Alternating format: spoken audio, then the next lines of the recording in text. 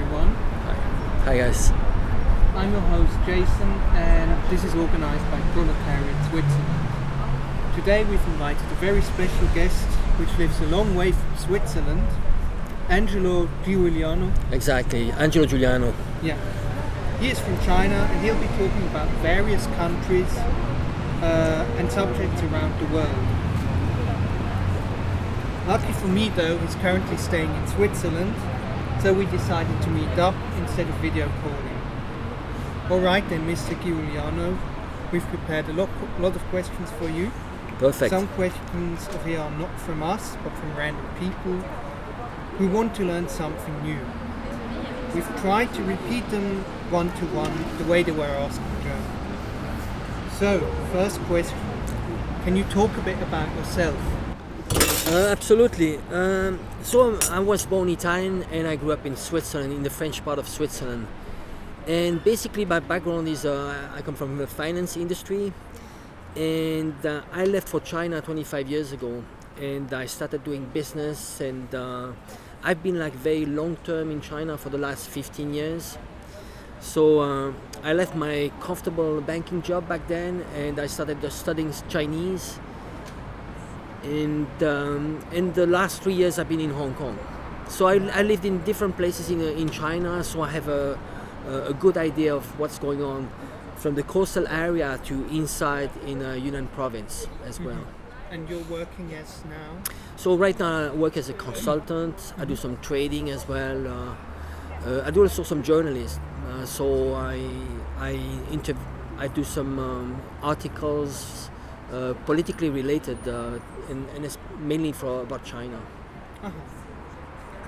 Well, the second question is, what's your education like? Have you studied journalism, analysis, etc.? I do some journalism, but it was just a passion. My father was a communist, and we were talking about politics since I was a kid. So, and I've been exposed to politics a long time. Actually, I was even elected as a socialist. I was elected at a city council in Montreux a long time ago. So that's the background for the journalist. But my real background, what I studied at university, is I did what we call ATSEC in Zurich, which is the Swiss CFA, and then I did my MBA in Fudan University. In China? In China. And also I did 15 years of Chinese studies. Okay. Speaking of China, well, here come out the China questions. Nice. Do Chinese people also have cliches like we think about the Chinese? Yes, absolutely. I would say some of the cliches they have about foreigners is that we tend to be very direct. You know, we speak our mind, and while Chinese they tend to think more before. You know, if they sometimes, like when you talk about facts, you know, we tend to speak when we don't necessarily have facts. You know, this is like in the West it's like this. Chinese, they tend to hold on what they're going to say unless they really have like facts. That's an example. And also there's lots of concepts related to face. You know, they think that we tend to make a fool of ourselves sometimes, while Chinese, the face concept is very important. So you're not gonna start like dancing in the street or shouting in the streets because they're more self-aware, and they tend to think that we're not. And also, Chinese do dance in the street, don't they? yeah, they might, but what I'm saying, I'm talking about more like spontaneous things. Yeah. And also one of the problems of the Chinese have, and that's a misunderstanding from the Chinese, they tend to portray Westerners as being what they see in Hollywood. So Americans are not representative of Westerners. And sometimes even Hollywood is not representative of what happens in the USA. Just going to move this a bit more in case it causes interference or anything. Okay. What can you tell us about the social credit system, which allegedly is even rating us right now as we speak? I think it's a very much exaggerated. I think it's very much exaggerated what you hear about the credit system.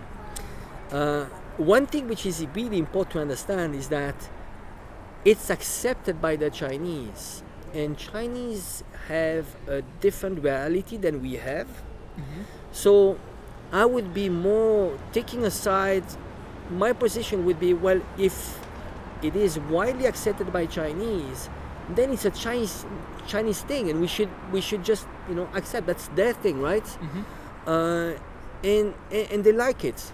They think that it's my action. They think in terms of society, okay, not in terms of individual.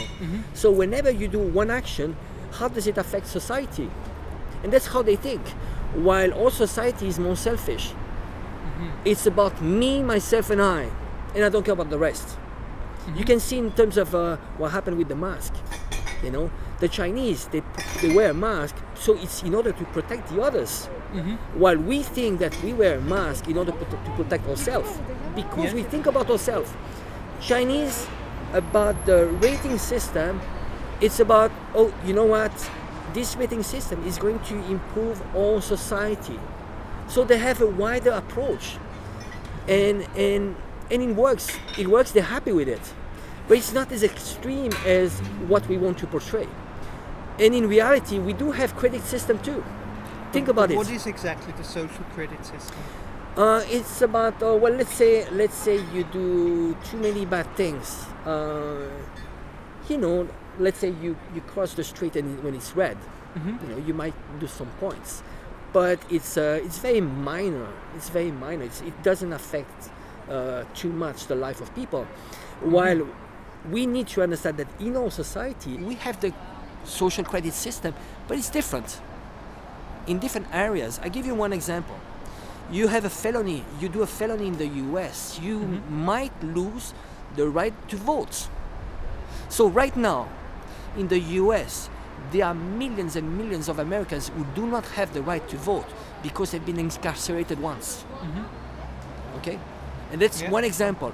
Another example would be just, well, you've done one bankruptcy and you have a rating, credit rating in the banks. That's another rating system. We do have things that might discriminate a little bit, but the purpose is different. In China, they're thinking, oh, how can we improve our society? And then somehow, at the beginning, it might be painful when when you're not used to that. But when you live in China, you realize that the reality of China is different. It's 1.4 billion people. You need to manage the society differently. And it's not suppressing much freedom. It's about, it's very normal. I do actions. Why should I, because of my personal freedom, I should take over your freedom? Because somehow it's like this. It's about mutual freedom, right? So I just heard that the social credit system, that there are like different ones, not just one. Oh, there's many types, but it's not, it's not as bad as what they say in the West. It's very minor offenses. It's not. It's not Orwell society. It's not like this. There's a lot of freedom, but again, it's limited. I give you an example. The West tend to say, well, we don't have freedom of speech in China, which is completely false. I read Chinese newspapers and I see the news, and you can criticize the system. You can criticize anything you want, but there's a limit. The limit is if what you say is going to be a fake news or it might lead to social unrest, then it's not acceptable. You have a responsibility. And we see now the West that is actually clamping down on freedom of expression. You cannot say whatever you want. Yeah. It's happening. Actually, in many ways, we have less freedom of expression in many ways here in the West.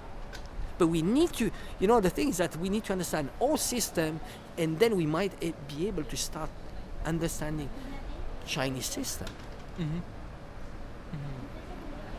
Okay. The next question is, how has the political system since the transfer to the People's Republic... this is related to Hong Kong. Hong Kong, yeah. How has the political system since the transfer to the PRC changed in Hong So Kong? there was a transfer in 1997, and since 1997, actually, it's important to understand, before 1997, there was limited freedom, freedom of speech in Hong Kong. It was, Hong Kong was a colony, and Hong Kong people, they had absolutely no voting rights, no democratic rights. And gradually, since 1997, they had the right to vote. But there's a few things in Hong Kong democracy that actually some locals don't like much. Is that they would like to have universal suffrage, and universal suffrage is in the constitution, the Hong Kong constitution, and it says universal suffrage will happen under certain conditions, that the chief executive will be elected out of 2 or 3 people that will be pre-selected by Beijing, and you could choose from. And it hasn't happened up to now, and that is something that needs to happen before 2047. But the problem is that it didn't happen. Are the Hong Kong is currently electing the people they want? No, right now the legislative council, you can vote for who will represent you at the what we call LECCO, right? Legislative Council. But you cannot vote for the chief executive, and that is that position that they would like to have. But and they would like to have a universal suffrage. But what they don't understand is that, well, universal suffrage, it's not applied globally. There's a constitution, you have to go by the constitution, and there are preconditions to get to a system which might become one day universal suffrage. But if you look at Switzerland doesn't have the universal suffrage. Do you vote for the conseiller fédéral? No, you don't. Do you vote? No, you don't. In the US, there's no universal suffrage. In the UK, there's no universal suffrage. There's always, the perfect democracy doesn't really exist.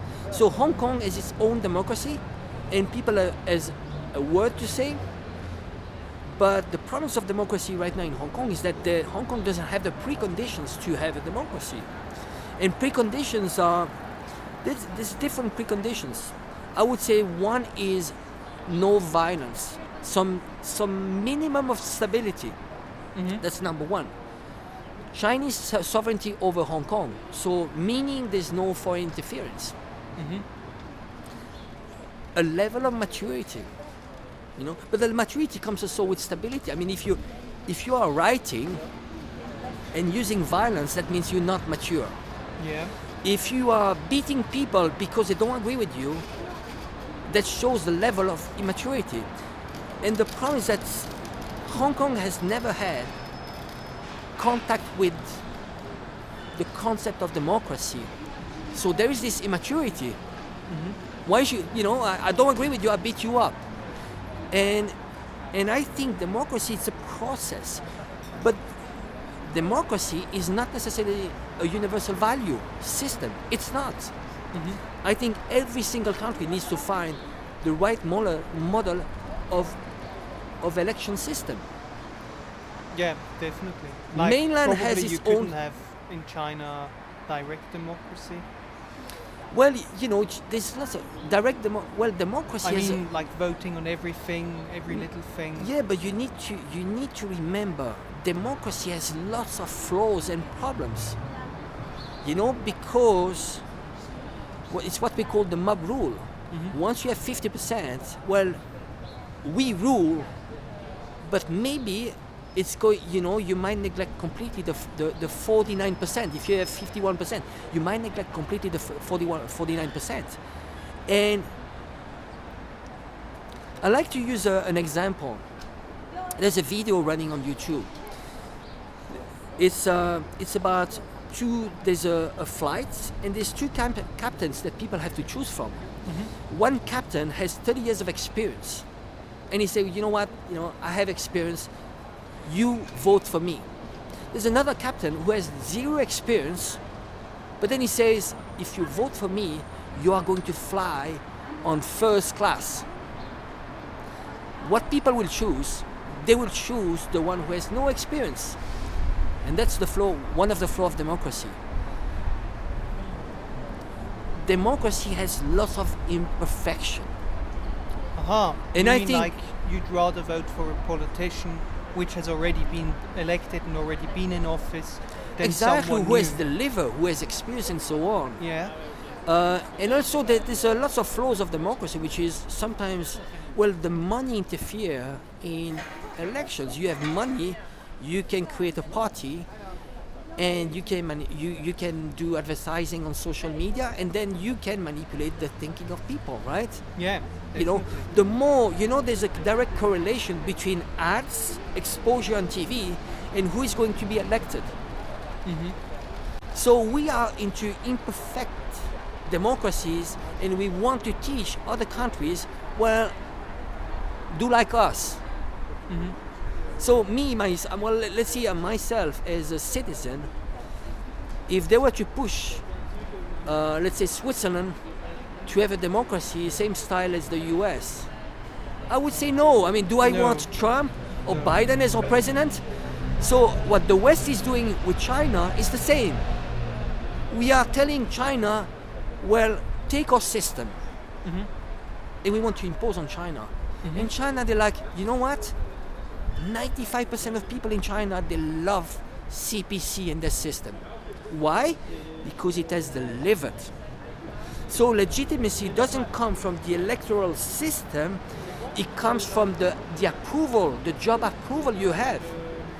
So when you have 30% in the US of job approval of the Congress and the president, it's legitimize the system. It's not legitimate. While in China, you might not have universal suffrage, but 95% of people love the system, and that gives legitimacy to the CPC. I'd like to continue now to the next point. That was very interesting. Currently, I think in the US, they're trying to ban it, and already have like TikTok and Huawei. Yeah. Apparently, they are unsafe. I mean, hang on. I have a Huawei here, Huawei, yeah. and it's worked like 3 years, more or less no problems. Yeah. And I don't really see what's unsafe with it. Like, what is unsafe with Huawei and TikTok? It's not unsafe. There's I think the problem behind this is another problem. I think there's a huge problem of pride. What happened in social media, the main platform were created by US companies. In this case, it's a big humiliation for the US to have a Chinese company to come up with with a very good idea, and they want to appropriate this idea, to take over this idea for themselves. And keeping in mind that once they have their hands on TikTok, it's going to be another extra tool to manipulate the mind of people. While China is saying, you know what? We don't want to sell you TikTok, but we are going to comply with all the data's protection. So we so we are going to partner with Walmart or Oracle, right? So I think it's more a pride problem. China is performing well, and it's an app that 100 million people are using the US, and I think it's a big humiliation. So what the US is trying to do with TikTok, with Huawei, is to slow down the expansion of high-tech companies, Chinese high-tech companies in the world. And they're panicking, especially the 5G. If you think about 5G what the US is doing with 5G is the same as China did with the Industrial Revolution. China missed the Industrial Revolution, and it was beaten by England because of that. And all the countries that actually colonized China back then. What is happening now is the US realized that 5G is an equivalence of the Industrial Revolution, and they're missing out everything because it goes really fast. If you don't implement, if you have a delay of 2 years of implementing the 5G, there's so much delay on the applications. And when you look at the speed of development in China, the gap is going to be bigger and bigger. It's going to be exponential. So the US are panicking. Yeah. So I think it's just more an unfair. What they're doing is they're using just unfair tools, trading tools, commercial tools, to slow down China expansion. So TikTok agrees to give them certain information about TikTok. But what about Huawei? Because they've been, I think, banned from England, or they are being banned, or more in entire UK, and I think they have already been banned in the US. There was there's Pompeo's done a big tour around the world just to threaten their partners, NATO countries. So the last country that actually gave up is Italy. So Italy at the beginning, Italy and France, they were supposed to use Huawei for their 5G network, and actually they're backing down. But they're backing down under US threat. So what the US is saying right now is that, well, if you go with the Chinese, you become our enemy. So I think the US doesn't have allies, they have hostages. A lot of countries that are hostage of the US, they're not willing allies, they just don't have any choice. Keeping in mind, so Japan or Italy or Germany, we need to remember that those countries are still under occupation. They have US bases are in all those countries, also in South Korea. So but we'll go to Korea later. They cannot do much. Those countries are just hostage. Yeah. And they're being threatened by the US. So they have no choices but to not to accept Huawei in their territory. So I don't have to actually worry about my technology, about my phone, about it being unsafe? I would say if you are worried, you should be worried in general about social media. No matter if it's Chinese or Western social media. Social media it's going to be the big brother is going to be able to watch you much better, and that's a reality in China and in the West. There's no question. We are going to be controlled. What can you do? The question is, what can you do? I mean, we are losing our freedoms. That's a reality. Do you know, does China sell our private information? Because companies like Facebook, they definitely sell our information. There are some legislation right now. It's a huge debate in China that they want to put some stricter law not to sell those informations. But it's a social media. It's this whole industry is going really, really fast, and actually the laws are not catching up. So I think it's a huge problem, and I think they have too much power. But the advantage, at least in China, is that who has the last word is the states. Yeah. It seems like in the US, the elites and the establishment have the last word, and that is making the US and also Europe very anti-democratic. Yeah. Okay. So the next question is, this is actually from me. Okay.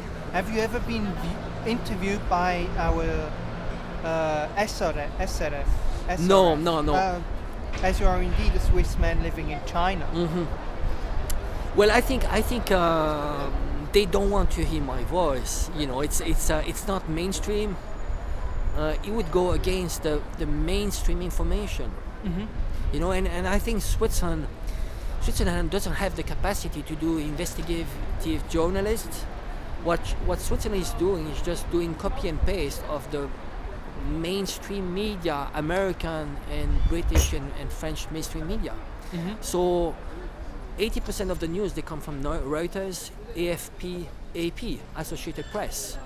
And what Switzerland is doing is just taking those information and do some editing for the Swiss market. So my narrative is going against the general trend, which is anti-China, anti-Russia. And Switzerland, I mean, Swiss is just like the sheep of the NATO. Sorry. Yeah, well, we here at Proletariat Switzerland, we've noticed SRF on Instagram posting nearly every day something about China, and then we of course come make some cheeky comment like, well, have you actually just interviewed that person, or have you interviewed multiple people, something like that? I did have some exchanges with some journalists, but and they promised me interviews, but they never gave me interviews. So and I think it's hilarious when you think that there's many journalists writing articles about China who have actually never been to China themselves, or if they've been to China, they haven't been insider like I did. I learned the language. How long have you been there? 25 years. 25 years. And how many years in Hong Kong? In Hong Kong, 3 years. So that's altogether, so 20, altogether. You know, when I say China, Hong Kong belongs to China, so 25 years including Hong Kong. So, and then there's only a few journalists, Swiss journalists, that are in China, but they need to go with the narrative, Western narrative, because otherwise you will not be journalists. It's just as simple as that. You know, there's whenever you want to be selected to the mainstream journalists, they are going to see, okay, you have first to understand what is our ideas, do I fit yes or no, and then we are going to understand, and you need to be within the boundaries of what we want to tell the people. Yeah. So there's no way they are going to ask me to talk to them. Although I have insider information, I think I really do have insider information, way more than most of the journalists. Yeah. And actually, I provide a lot of information to journalists on, I mean, very randomly, Sputnik, you know, like lots of journalists, they come to me and they ask me some questions.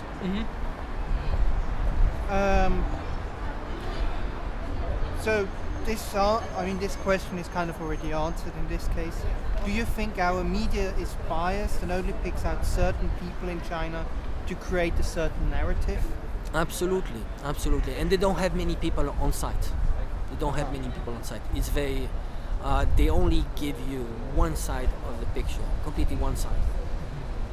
It's a pity.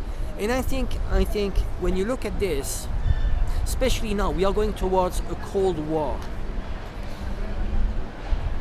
All Western media, they are completely guilty about the state we're going into. They're completely guilty. Because if you're against Cold War, you should find a way to bridge the gap of misunderstanding. Because at the end of the day, we are all the same. We just have some small gaps, but it's knowledge gap. Once you fill in this knowledge gap, then there is room for discussion, for sharing, and finding compromises. What the media are doing right now is antagonizing, and actually that sells. If you were to tell about China, only good things about China, it wouldn't sell. What sells is violence, clashes, buzz, bad things, right? And that's what the media, because it's so commercial, they need to find news that sells. Xinjiang, you know, calling them concentration camps and so on when they don't have any clue, that sells. Wow, you know what? And you are going to talk about this at the bar, right? At the coffee shop. You are going to talk about those news. But you're not going to talk if they have a good news. Oh, you know what? China is making this whole desert, is making it completely green. Are you going to talk about this in a coffee shop? You don't, you know. That's what people are looking for, bad stuff, you know. Yeah. We are told, like here, that journalists are very restricted in China. There is, I have to admit, if you talk about, because, you know, there's a state TV, you know, of course, you know, there's one narrative. I would say one of the differences is that when it comes to international news, Chinese journalists, they give you the information, but you have to think for yourself. In the West, they already tell you which one is good or bad, because our culture is black or white, and this is it's related to our culture. So whenever we see a movie, oh, who's the good, who's the bad? Whenever we see the news, oh, who's attacking who? And every time, every single clashes, they are going to tell you here, oh, you know US what? is the good one. Which one? And so it's very easy. I mean, whenever let's say Yemen and so on, you know, I mean, it's so much injustice right now. What is happening, the massacre, the genocide, what is happening in Yemen? In this case, they're being neutral. There's not much, right? They talk about the rebels and so on, but you need to pay attention. What the Western media do, they use a semantic, you know, and sometimes they can change overnight. So let's say in Libya, at some point they call them freedom fighters, and then they started switching, oh, ISIS, and so on, right? And so they appropriate, the Western media appropriate the words. They say the label, and then the stick. People are stick in their mind. Oh, those are rebels, or those are freedom fighters. It just depends where they are in the U.S. NATO Atlantist agenda. Yeah. So, what the hell is going on in China, in Hong Kong, with the protests and everything? What's going on? I think we need to put everything into perspective. China lost Hong Kong during the Opium War. So England back then, they were forcing China to buy opium because there was too much trade. There was too much silver that they were paying the Chinese, and the Chinese they were not buying much Western goods. To opium. Yeah, no, at some point, because the trade balance was too much against in favor of the Chinese. Well, at some point they started selling opium and forcing the Chinese to buy opium. So there was an opium war, and because the Chinese they lost, the British. Trade war or a real war? There was a real war. You know, the opium was a real war. So they took over Hong Kong. So Hong Kong was given to the British for 100 years in terms of lease, a lease system. So it was to go back in 1997. So this is what happened. And so during this time there was no freedom, democracy. And in 1997 they started to have a Hong Kong type of democracy. And what happened is that from that time there was a law which is a national security law which was in the constitution of Hong Kong, which was supposed to be enacted from 1997. So since 1997, for 23 years it hasn't been enacted. And they did try in the past, but because there was lots of people went in the street and they protest, and it was really hard to enact this law. And because also there was a lot of foreign interference. So you know, the US, what they do whenever they want to do a color revolution, They used to finance through CIA. Now they call it NED, which is National Endowment for Democracy. So they finance a lot of NGOs which are going to finance also parties and all the people which are against the establishment, because they want to do a color revolution. So that's what they've been trying since 1997.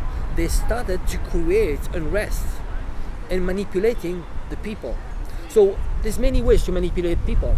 You invest into media, you find useful idiots, people that have, let's say, oligarch, people that have their hands on certain areas of the economy.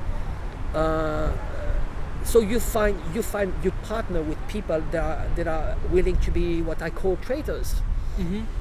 So they've been working really hard for 20 years, and what happened last year was that there was an extradition law that they wanted to do between the mainland China and Hong Kong, and they manipulated completely this law. They said, well, if you do anything wrong in Hong Kong, they can extradite you to China, and it was just a nonsense. So they took this as an opportunity, as an excuse, just to create civil unrest. Yeah. So that's what happened. And lately, what China did was because there was so much violence, so much foreign interference, they enacted by themselves a national security law. And by the way, every single country has a national security law. And even actually Switzerland has a national security law which has been criticized lately at the UN, the Human Rights Council. But we don't talk about this much, but it is currently a law, national security law, and I think it's related to internet, data, and so on. You need to look into this. Yeah, we're sure. And every single country has a national security law. So China is being criticized for the national security law of Hong Kong, which was one of the very few places in the world that didn't have a national security law. I call this hypocrisy. Yeah. This is another question from me. I know that in Hong Kong, so because they are financing them, they are creating protests, which are also riots. Exactly. Going to destroy shops and such. Yeah. Okay. Yeah, this question is from me, and I don't think a lot of people know, but I know there are, the working class, more or less, in Hong Kong is living in cage homes. Exactly. I mean, this is a very, very big problem. So, yeah, and those are like, maybe you can explain what that is best. Yes, there's a big problem in Hong Kong, which is the housing shortage. So, because of the price of housing and there's limited land, and there's the same population of Switzerland roughly, but there's very limited land. It's an island where it's hard to build. So basically, because there's limited land, the price is very high, and the wages, with the normal wage, you can barely afford a home. So people end up living almost like cages, in very small apartments, living many people. So this is a huge problem, and it's very complex. I think I would say pro-establishment and anti-government both are guilty of this situation. I would say pro-establishment, they tend to be, to my opinion, a little bit too pro-capitalist. And they're being unfair to the anti-establishment. And this is the only point where I do agree with the protesters. My question actually was, does the CPC, the Chinese Communist Party, do anything against those cage homes? Okay, they are trying right now. So what happens that pro-establishments, they can manipulate partly. But anti-establishments also, behind them, you have the tycoons, people with lots of money, which have actually access to those lands. It belongs to them. So what is happening here is that both sides, they're happy with the status quo. And who's suffering are the Hong Kong people. So CPC lately is been going into Hong Kong and trying to influence. But the problem is that, there's a one country two system. So China since 1997 has never interfered in Hong Kong internal affairs. It wishes that the situation could change, but the CPC doesn't want to interfere, because if you interfere, then you're not respecting one country two system. Yeah. So it's being criticized if it doesn't interfere, and it's being criticized if it interferes.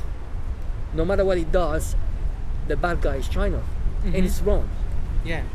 I think the problem is in Hong Kong is that Hong Kong needs to address first and foremost the sovereignty of China over Hong Kong. Number one. Number two, it stop violence and some kind of terrorism. Once you have solved those two issues, they really need to tackle the social issue. Yeah. And then my other question is, because I've looked for a long time at the Hong Kong protests, and I looked at their banners, and they're normally, "Oh, please, Mr. Trump, liberate us in Hong Kong." And it's not about the cage homes. So do the Hong Kong protesters actually address the cage homes? Have they done that? Well, the thing is that, it's like many times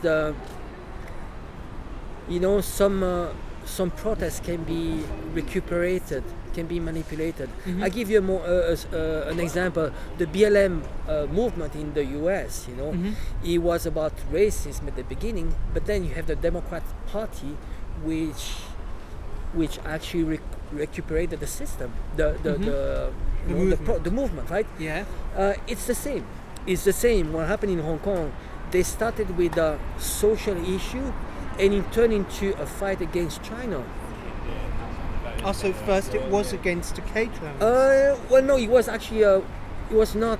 In general, people that go in the street, that's just there are a lot of people that are just unhappy. They're just unhappy. So they would go into the street, whatever. It's just being against the government. Okay. Yeah. They went to the streets.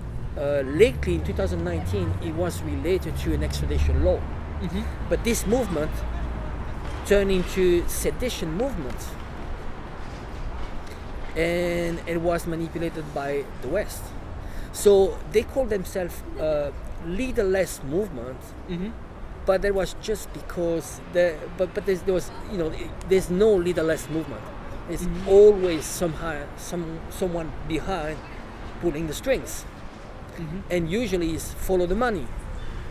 If you want to do the protest and the type of protest they do, you need to have a lot of money.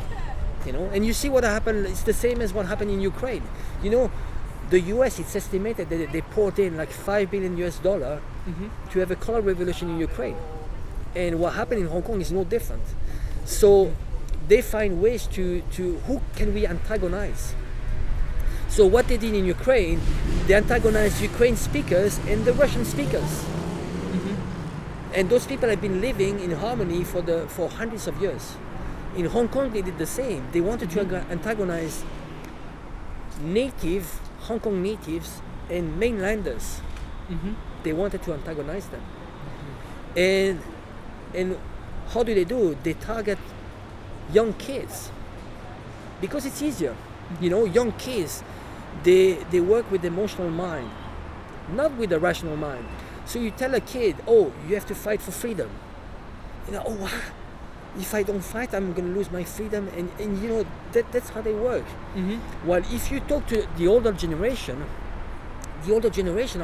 are telling the kids in Hong Kong, "Well, you know what? I live under the British, and I tell you, there was oppression.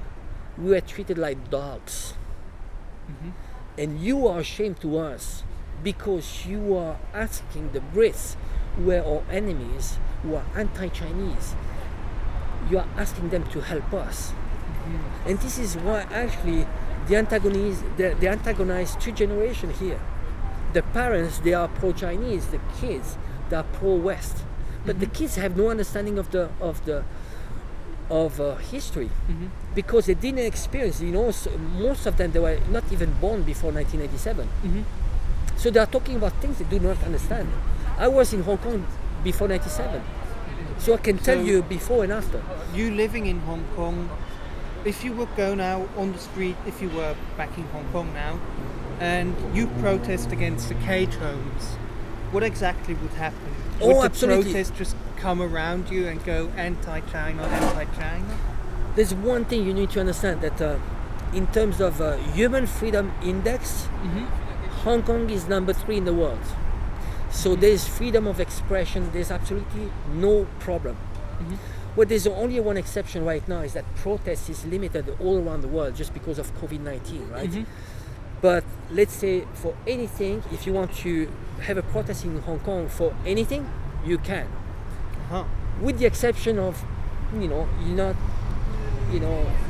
cannot advocate sedition, independence, something which goes against sovereignty, Chinese sovereignty. Yeah. But otherwise, you're completely free. So I could go on the streets and say, No problem. stop the cage homes. Absolutely. Actually, I would go myself. I would go. If tomorrow, I promise, that's what I told the pro-establishment. I've told them, I'm against that. I told him that on my interviews with Chinese media. I said, this cage home is unacceptable. Yeah. It's disgusting. It is disgusting. There's the income gap in Hong Kong is something which is really disgusting. But again, the CPC cannot do anything. They wish they could, but there's one country to system. They don't want to interfere. If they interfere, next thing the West is going to say, "Oh, you're interfering in the one country to system." Yeah. You see the problem? Yeah. So, what can you tell us about the right wing in Hong Kong? Like, is there a far right?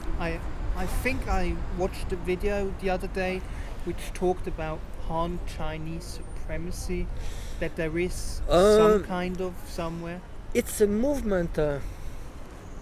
It's very mixed, like the anti-China movement.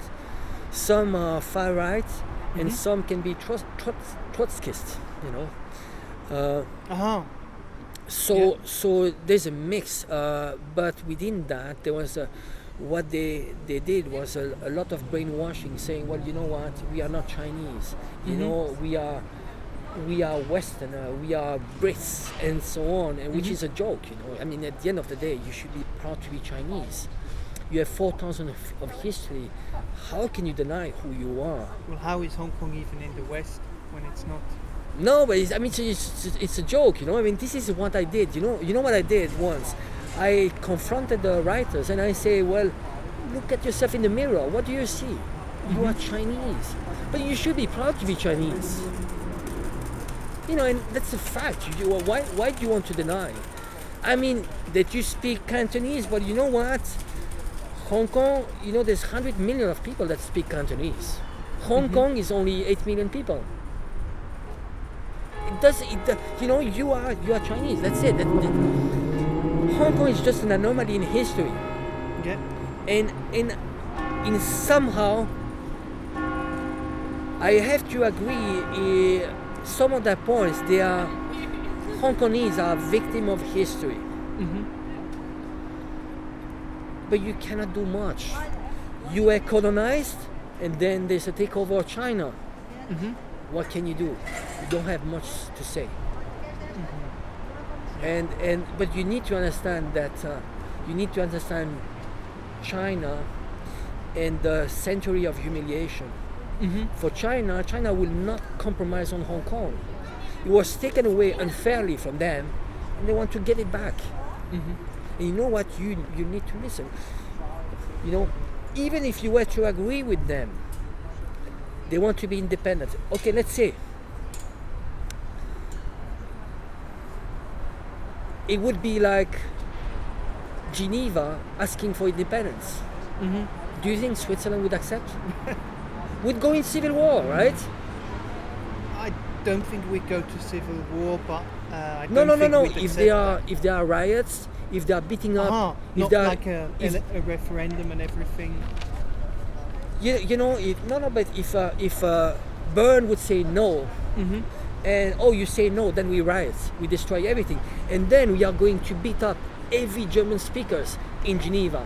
Would you accept that? Well, that's kind of discriminating even. That's what's happening in Hong Kong. If you speak Mandarin in Hong Kong, if you were, not now it's more safe, right? Yeah. If you were to speak Mandarin in Hong Kong during your arrest, they would beat you up. So every day, this is a news that never happened. You never see here in the West. Is the unrest over? What is it? Is the unrest over now in Hong Kong? Unrest is over, absolutely, because of COVID partly, and because of the national security law. Yeah. But during the unrest, dozens of people would be beaten up, and mostly because of having different opinions, and also because of being mainland Chinese speaking Mandarin. Yeah. Talk about discrimination. Extremely racist. And every time it was one clan beating the other. The other clan, the Mandarin speaking, they would never fight back. There was not a single fight. It was like 10 people jumping on one person every time and beating the person. So I don't want to lose too much time on Xinjiang, but you already mentioned it. Yeah. So, but I think it's an important topic, though. What can you tell us about the Uyghurian subject? Because what we hear, China has concentration camps. They are assimilating the Uyghur people, and they want, I don't know what else SRF is saying, something like 100% Han Chinese, no Uyghurs. Yeah, I think it's ridiculous. I would just go step by step. There's so many things to tell about minorities in general in China. Minorities in China usually have much more rights than Han Chinese. I give you one example. For a long time there was the one single child policy in China. Minorities had never the one child policy because they wanted to protect the minorities. They are very proud of the minorities. That's one example. A second example, they have easier acceptation to university. This is what we call positive discrimination. If minorities want to go to university, Chinese university, they don't need to score as high as Han Chinese. Swiss people would go mental if we'd have that. No, but this is an example. But this is, they're very proud, of their minorities. So this is one example. When you talk about assimilation, why would they do that? Why would they do that? They started those education, and I would call them vocational camps, was for poverty alleviation, one part, and there was a small part which was what I call de-radicalization. Why de-radicalization? Because there's movement, independentist movement, which is financed by the USA, and what they did, they did lots of terrorism. So there were lots of bombs all around China. They killed hundreds of people. And they wanted to destabilize Xinjiang because Xinjiang is on the road, the Belt and Road Initiative. And you need to keep in mind that, to give you an example, right now, especially in Syria, in Afghanistan, in Iraq, there are probably between 20 to 30,000 combatants, which are Xinjiang combatants. And what they're really afraid is that those combatants would go back to Xinjiang and actually promote more terrorism. Yeah. So you need to understand that those what they call concentration camps, which is ridiculous, are vocational camps. So basically, people from the countryside, which are very, very poor, you can go to those schools and you spend it could be 6 months, 1 year, years, you go back during the weekends actually. It's just because the logic, it's not villages in China. So you go there, you have dorms, and the country provides for poor areas in China poverty alleviation. So you are going to learn a job, a trade, and you get out of this and you are going to be educated. While if you were in the West, let's say in the US, well, you would end up homeless, or you would be in the countryside with very limited perspective in your life. So, what is the political atmosphere in mainland China? Is it like as fear-mongering as it is here? Ooh, Kim Jong-un made a nuclear test or something, and everybody freaks. You know that what people don't know, that in China, every year there are probably, I don't know, tens of thousands of protests. There are protests in China. You have the right to protest. You do, as long as you don't use violence, of course. So there's a lot. You can see like people, they protest for everything. Everything, and the government is listening to them. China is the country in the world that has the most surveys, and those surveys are made by the government to understand people's satisfaction and what people are looking for. So they anticipate your wish, so you don't have protest. Yeah. And then there's also, if you haven't anticipated, then you have protest, and there's a dialogue. The only thing is that don't use violence. Don't use violence, but protest. So when you have a country, I mean, you talk about Kim Jong-il and so on. I mean, you can say whatever you want, but again, there are some limits. As long as is what you say is not fake news that might lead to social unrest. Well, I've heard. I just need to go to the restroom. Yeah. I actually Sec? wanted to ask you after this if you want to have a break, and maybe we should go inside because you're probably freezing. I'm freezing. If there is a room, I would love to.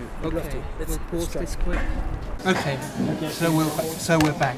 We're back. So now we've talked a lot about China, and I'm now interested in. Well, that question isn't actually for me. You said that you're also familiar with the DPRK or North Korea, and what can you tell us about it? Well, I think it's important to go back to history. Why did the DPRK closed off to the rest of the world?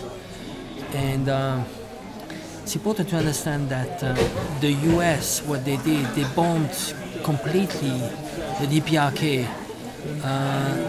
When you go to North Korea, you will realize there's not a single building that is older than before the Korean War. So basically, the Americans have destroyed completely North Korea. Most people don't know it. So they don't have some really old cultural. There's none, absolutely none. It's a shame. Actually, there's only a few buildings, monasteries, which are on the DMZ zone area, which was not bombed. But when you go to North Korea, you will not find old buildings. That's a very simple reason, because the US, they destroyed completely North Korea. And are there any in South Korea? Like really old absolutely, because it was not bombed by the US. So for North Korean, what happened is still a trauma.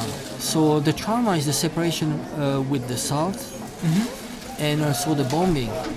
And because of that, because they've been always in a state of war, they never signed a peace treaty.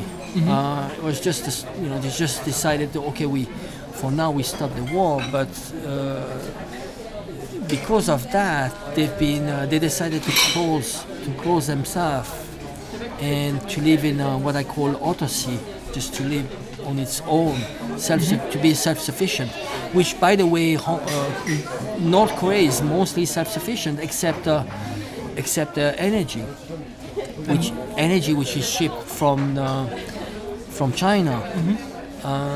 And what happened that they used to be subsidized a lot by the USSR back in the old days.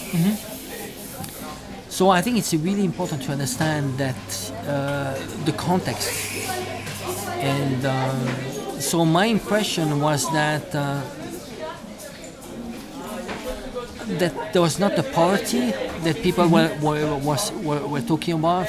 There's a healthy society, people happy, people doing activities like the same as all around the world. But there's and people were happy about their own system.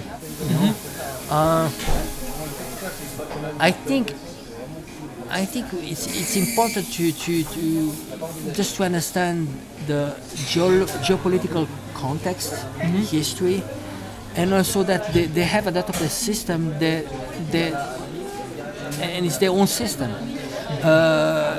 We don't have again. This is a cultural element to the political system you choose, and.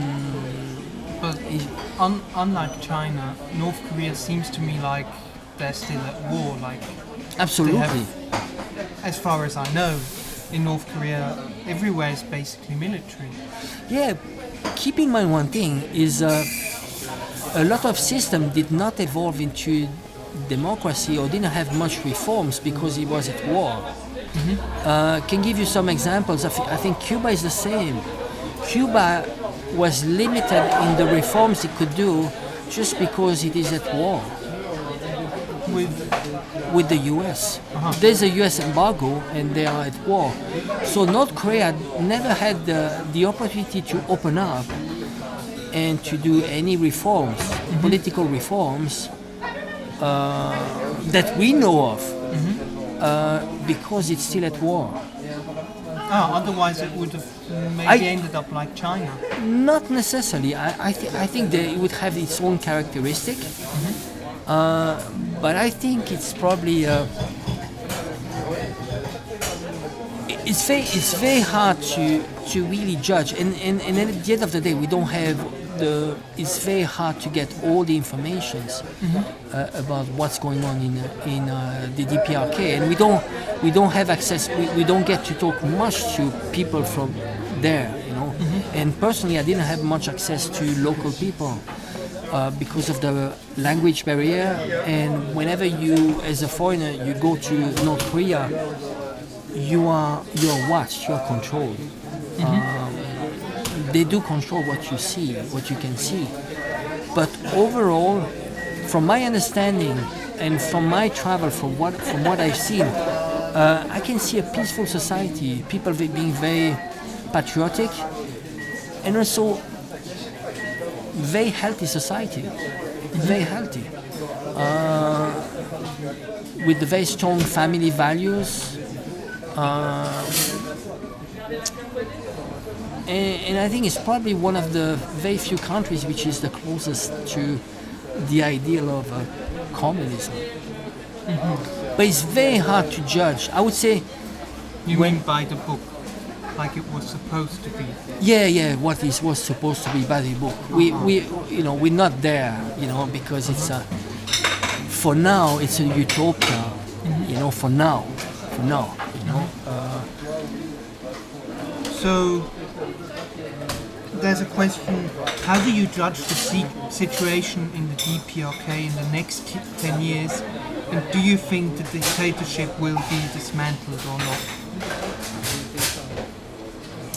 That is a decision that North Koreans have to take, not us. I really think that North Korea love their leader. Dictatorship, yes or no, and define dictatorship and define democracy. We are not even clear about this, but that is a decision that they have to take. I'm against interference. I think that well, we are against any kind of interference. Absolutely, but when you go to events in North Korea, you might call it maybe brainwashing, but we are brainwashed too. But they love their leader. And I think people become even more patriotic whenever it's threatened by external powers. That is what is happening right now. If you go to China Chinese have never been so patriotic now that it's threatened by the West. So they love their leader and they love their system. And in some ways it has... I think you're right about that, because even during Second World War, any country was, I think, very patriotic. Absolutely. I think even Switzerland. Absolutely. This is when you have to struggle. See, you might have problems within a family in normal time, right? You have clashes and so on. When outside things are getting bad, you go back to your family and you strengthen your ties, and that's what's happening in North Korea. And I see some values, because it's been closed so long. There's lots of values of family. Very conservative, but very nice too. I'll give you an example. Every single family in North Korea at 6 p.m. at night, 7 p.m. at night, there's no one in the street, because the simple reason is that they value very much like family time. So otherwise it would be flooded with people, like in Zurich at night. But what I'm saying is that, Western society, I don't know which one is good or bad. It's hard to say, really, because again, I'm a Westerner. I don't advocate for North Korea system, but in our system in the West, people work like slave, and you want to do as much business as possible, and you provide services like 24/7, right? 7-Eleven, like working 7 days a week, 24 hours a day. But you need people to run those places. So because they run those places, you have the service, but they don't have a life, right? In the DPRK, I think they value things like family and family time more than in the West. The West is more important to make money, to create wealth, and create wealth for the elites, very often. So is North Korea planned economy? Absolutely. It's a planned economy. Or is there some private property? There are some. There are some. There are things you can learn through independent movies. There are a few companies doing independent movies that give you a better understanding, but it's micro level. What North Korea is trying to do is to do what we call special economic zones, and they created one in partnership with Chinese and South Korean, and it's not working anymore, since there are clashes between South Korea and North Korea. So, but what they want to do is they want to replicate what the Chinese did. The Chinese, they did several special economic zones, and the most successful was in Shenzhen. So you mean opening up with special economic you zones? just try. You make a test, micro test. If it works, you just open up more. But they're very careful. And again, right now they are focusing on being self-sufficient. That's what the most important thing for North Korea. And there's something very interesting, is that if you look at COVID-19, there's only a few countries that actually kept growing and didn't suffer too much. And some of them are North Korea and China. Well, they have, I think, 0 people infected. There's a few. They talk about a few cases, but I don't know if it's rumors. But no infection in reality. But because it's not in the globalized world, North Korea, it wasn't affected. Yeah. And I think you can take the example of North Korea, that just doing home production and being less globalized works because you find absolutely everything in North Korea. But I don't think it works for every country. Oh no, absolutely. You need. It's very difficult to achieve. Very, very difficult. And think about, there's lots of raw materials that North Korea doesn't have. It's difficult. It still relies on China, especially for whenever it comes to energy, oil, coal. Okay. So, you've already mentioned the US. What do you think about the current situation in the US? Not about Trump getting COVID, no one cares about that, but more the elections, the wildfire, the current unemployment. The wildfire, the current unemployment. Well, I think it's very... Well, I can tell you what we think. Okay, yeah. We think the United States government doesn't care about their citizens, and they're completely incapable of handling the coronavirus, unemployment, and I mean they had their own bailouts where they gave a financial present to the rich elites, Absolutely. but not actually to the people which need the Medicare. Absolutely. What happened with the COVID measures, I think we're talking about around $4 trillion. It's hard to get a clear picture, but in 12 months, around $4 trillion. And we're talking about one of the biggest wealth transfer in history. So a lot of rich became richer, and poor just became poorer. I think one of the main problems of the US, and it's both internal and external, is related to the US dollar. The US dollar hegemony has created basically the world has financed the high standard of living of America. Because the US dollar is a global currency, so whenever the US needs, it prints dollars. So what happened, especially lately, the last 12 months, we used to have the West, Western countries, especially Japan, China, financing the US deficit by buying bonds. But what happened in the last 12 months is that they just printed money. So the American model can keep on going like this as long as the US dollar is widely adopted.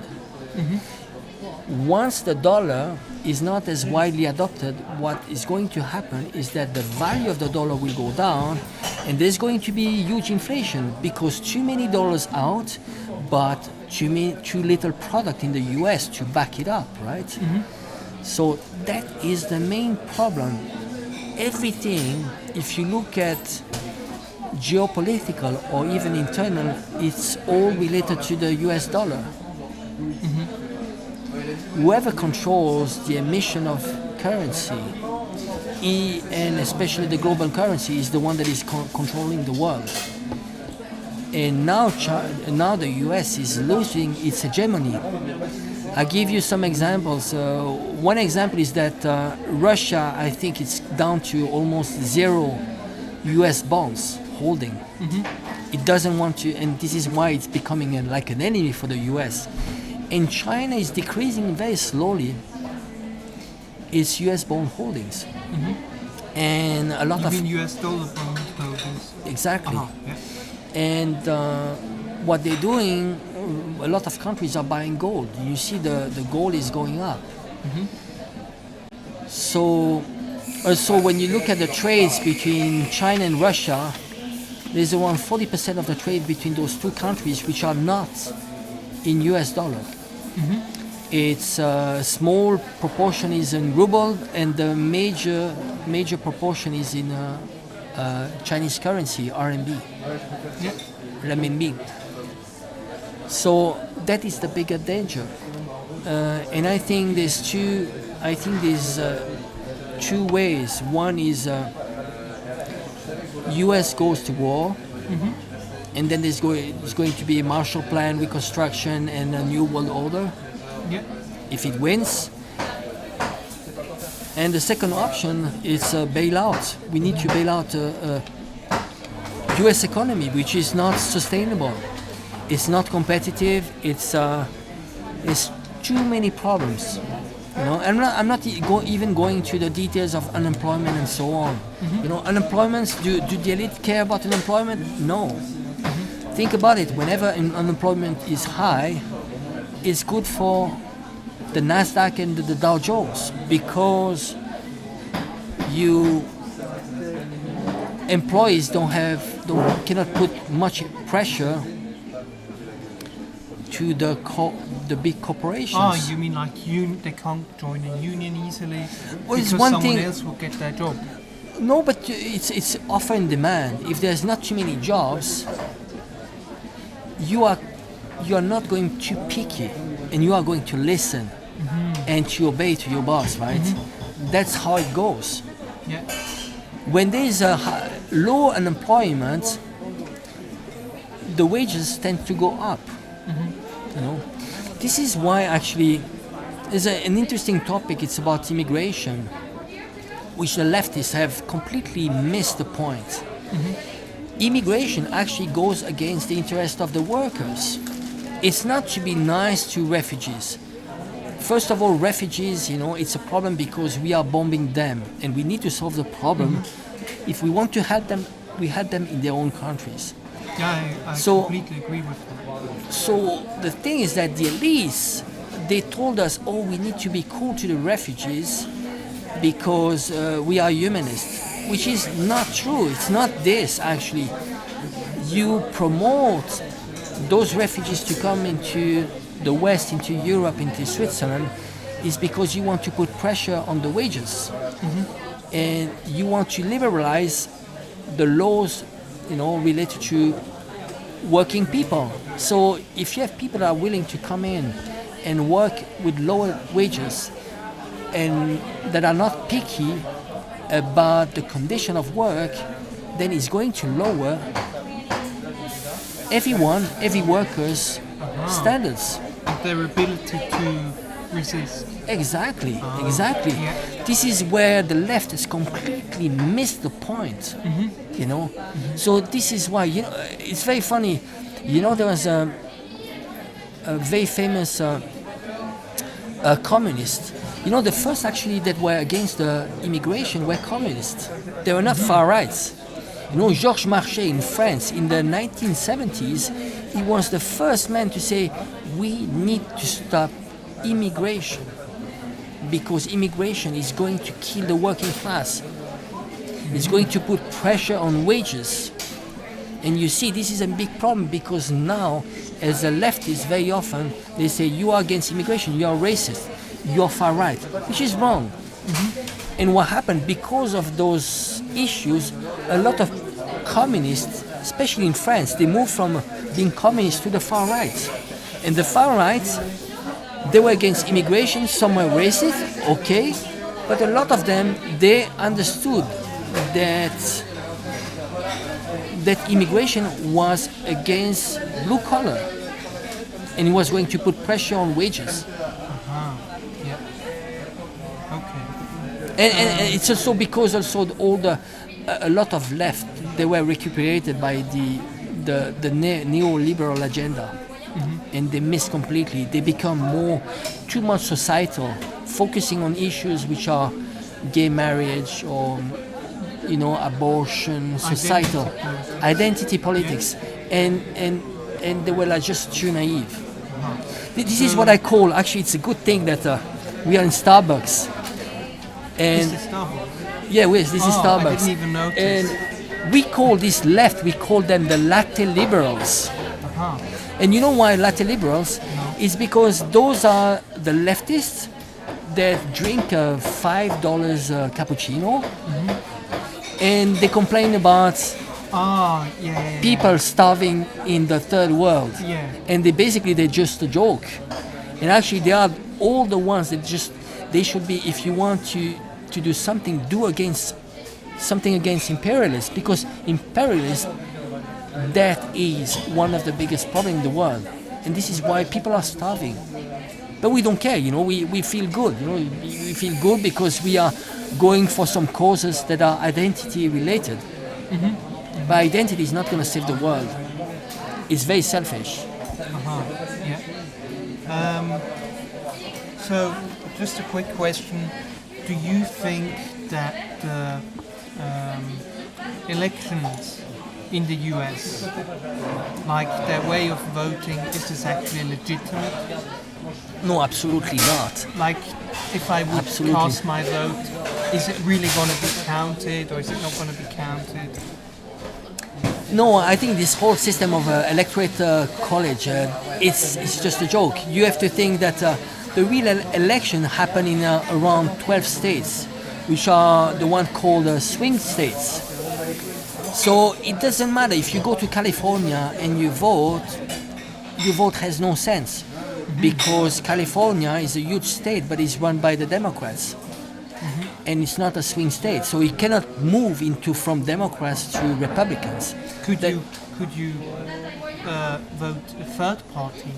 Absolutely, but there's no options right now because money is run by politics, and you need. To give you an example, the current elections, the budgets for both parties is around $2 billion US. And this is to run the election, the two parties together. But this is the declared budget, but it might be bigger. So, like, the party would have to pay $2 billion just to be part of the elections? This is the aggregate between the Democrats and the Republicans. This is what they are investing into for the elections. Yeah. So, meaning that the elections in the US are related to money. You have money, you can be part of the system. And right now there's a problem. The US is missing at least a third party. I'm not even talking about the whole system, right? Electoral college and so on. But Just generally. but US is missing a third party, and I think this is what the Democrats missed in terms of opportunity is that Bernie Sanders, a person like Bernie Sanders, could have created a new party, and I think a lot of people would have joined him. Also, when you look at why people voted Trump, I think Trump was a vote against the establishment, clearly. And Yeah, a lot of people, I think, voted him for different reasons. there's many different reasons, but there's one thing which is very different. If you look at the last 50 years in the US, was the first one that was elected and was against the establishment. And Trump has very limited power to what he can do. I'm not. If you talk about personality, I think this person is obnoxious, is narcissist, is disgusting really as a person. But then I think there's a few things that he wanted to do that were not too bad. I'll give you an example. In 4 years, Trump has not started a new war, and that's a fact. That's a fact, right? Hasn't he started any war since? Absolutely not. Not a single war. While Obama is a war criminal, you know. He started Syria, he started Libya, he started Yemen. You know, he's a real criminal. You know, but the difference is that Obama talks nicely. That's the only difference. See, Trump is disgusting, but at least I mean, at the end of the day, it's about facts, right? I'm sad to say, but he didn't start any new war, and Biden. he didn't start any new war. That's what I said. And another thing, which is I think, is anti-globalism. I think we all understood that, and it's not a bad thing. If you talk about in terms of being American, of course, it's backed by the big money. We know that. It's not. But it might have been a minor evil. Why? Because by going against globalism, well, it would have created jobs in the U.S. You know, and but again, you know, we are talking about two bad choices to choose from. You know, the problem is in the U.S. right now. It's just number one, money and politics. You know, I think I don't know how many years ago, but around 10 years ago, there was a law that said that came out that says, well, you know, basically there's no not going to be any more limits to how much money you put for elections, and corporate could put as much as they wanted into politics. Yeah. And this distorted completely the democratic system. Second thing is the media. The media is owned by the establishment.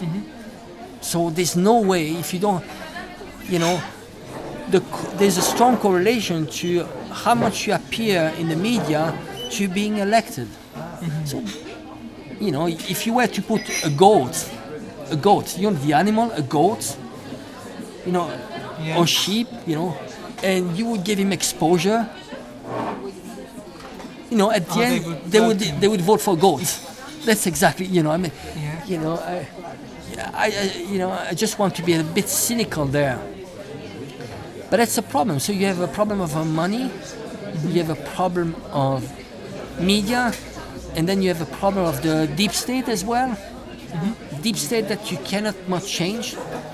Deep state is, people that are elected, they change every 4 years, but the deep state are people that are there for 10, 20, 30, 40 years.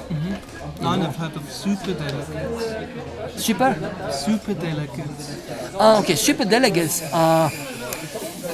It's within the system of electoral college, and basically, it's every state you have that many delegates, and then they are supposed to follow what you decided in the I don't know when this, because there's two steps. There's one when people vote, and this is going to give you that many delegates. It's the winner take all. Every state, it's the winner take all. So let's say if you have 50 delegates in California, an example, well, you get the whole 50. You don't get the proportion of the votes within California, right? And those ones are going to vote for Trump or Biden. Usually they vote exactly for what you wanted them to vote for. So it's a bit complex, but it's a bit distorted as well, because the battleground are in very limited states. Ohio, Florida, those ones are the real battlegrounds, and this is where if you want to be elected in the states, you have to battle there, because the other are already decided. We know that California, you don't have, if you are Democrats, why would you go fighting in California? By definition, if you are a Democrat, you are going to win California. Yeah. But if there's a third party, it might change the whole scenario. And actually, there's a project of third party. It's led by people like Jimmy Dore. Oh yeah, I watch him, and we as Proletariat Switzerland often upload his videos. He's a great guy. Actually, Jimmy Dore. Like you see, Jimmy Dore, he isn't even taking informations geopolitical informations which come from a gray zone and which are not anti-China. He just gets the idea, And I think there are a few personalities that could create this third party, and not only Democrats. There's Massey. Who's Democrat, who would be just a great person. Thomas Massey. No, I thought you meant, what's the female general called? There's a Tulsi Gabbard. Yeah, she's amazing. Yeah. I mean, she's my favorite. She's by far my favorite. So... Yeah, that was basically America's only chance, and they blew it. Well, there are two chances, Tulsi Gabbard and Bernie Sanders. And I think Bernie Sanders he missed a lifetime opportunity. I think, sometimes people say you should be part of the system so you can change the system. I think it's wrong. A guy like Bernie Sanders, even though he's promoting, is pushing for for Biden election, but he's not going to have any power, any say in the next administration. So I think so a lot of people are deluded. Yeah. And actually, a lot of people, Democrats, are going to vote Trump just because they feel betrayed. It's a fact, If I was Democrat, and I think I would lean in general, for what they stand for, there's limited choice. Democrat, or in general, I would be more Democrat. Can I just pause quick? And we're back. We're back. Yeah. So,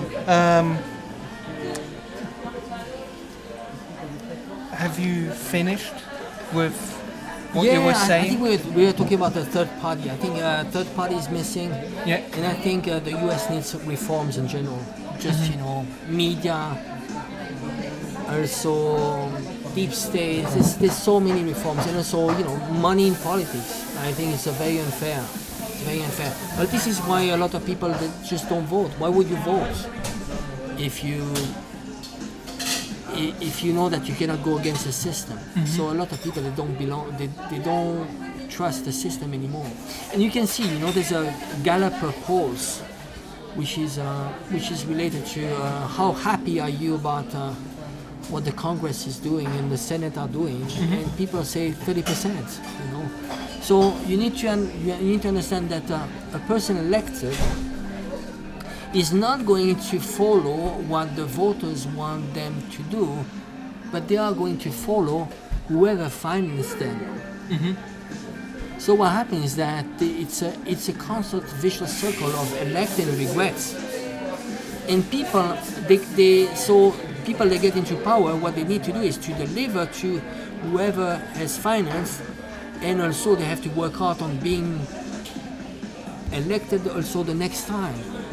So their job, politicians, they become good at being elected, but we elect those politicians for execution, for doing the job, and that's the problem. So they are good actors at the art of being elected. You see, in China, it's very different because there's a meritocracy system, meaning that you need to have a certain level of knowledge already to go into the system, and then you gradually go up in the system all the way to the Politburo if you deliver, and then there's an election system within. That's what we call meritocracy. If you are good, you are going to the top. While in politics, in general democracies, it's if you are likable, you are going to be elected. But being likable doesn't make you intelligent, capable. Capable. Yeah, capable. I had this question in Hong Kong. People ask me, because I made a few speeches, and they asked me, oh, you should do politics. And this is when I realized, well, you know what? I might be good in making speeches, but execution, that's another thing. And this is why people are completely distorted, And actually, when you look at, how people work, the brain of people, how it works. There's a study, I studied neuro-linguistic programming, psychology, and people are affected, 60% they are affected by what they see. So we're talking about posture, and is it good looking or not, but posture is very important. Then 30% is the tonality of the voice, and then only 10% is the content. Well, that's not very good. Meaning that it's very worrying. So this is why you have, in general, American presidents are good looking, they're tall, they tend to be tall. Well, I don't know if Trump is good looking. No, except Trump, exactly. That's an exception. But this is why you have John Wayne, an actor, being president, right? Good looking, he's tall, he was tall, it was just an actor. And so we end up having, in the West, people being actors that are elected. Yeah. Because it's a showmanship. It's about show. So I'd like to now go to Russia, because we have a few countries left. Actually, Russia, Iran, Switzerland, and then a few general questions.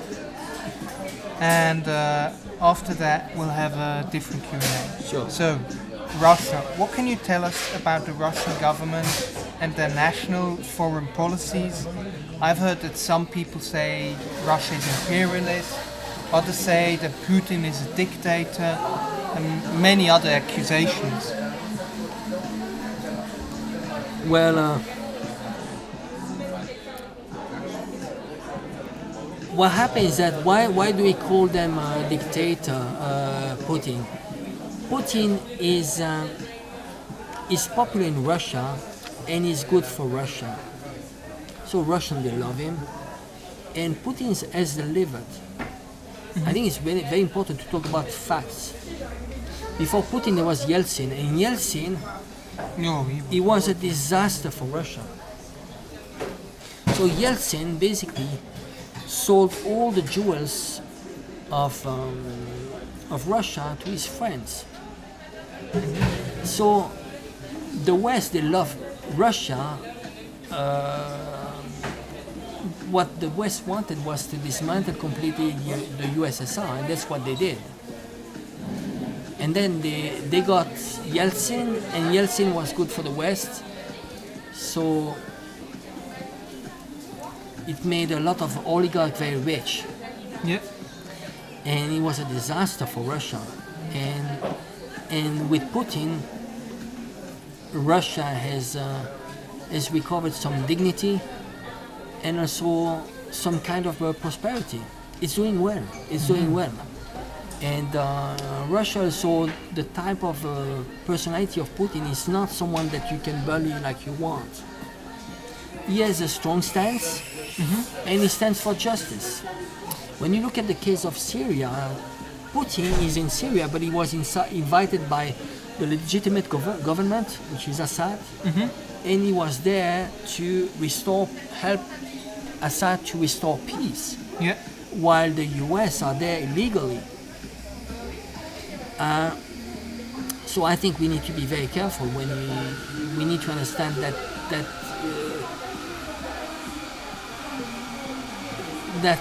whenever we demonize those leaders, foreign leaders, it's because it goes against the NATO and Atlantist agenda. You know. So I think if we have to hit on some dictatorship, we should hit on Saudi Arabia number one. You know, there's so many disgusting leaders there, you know, around the world, but not Putin, you know. And it's interesting when you look at Navalny. Navalny is Mr. 2%. Before that new guy, which was allegedly poisoned or something. Allegedly, exactly. He's Mr. Nobody, you know. Only 2%. He got only 2% of votes during the last presidential elections. So, and the West, they portray him as being the contender to Putin. That's just a joke, you know. And by the way, he's been financed. There's lots of proof. He's been financed by NED, by the. Again the NED. Absolutely, he's been financed for many years. And actually, in his teams, there are lots of people that are linked to the UK and US government in his own team. It's no secret. It's no secret. Okay. You told us, well, the reason, of course, why I wanted to interview you is because something isn't right with the NATO narrative, that we're hearing everything about China, and that was the reason why I thought I want to hear from someone who has been living in China for 25 years. I mean, that's really long to learn about. So, Iran, what can you tell us about Iran or Iran? Iran, you know, Iran is in the list.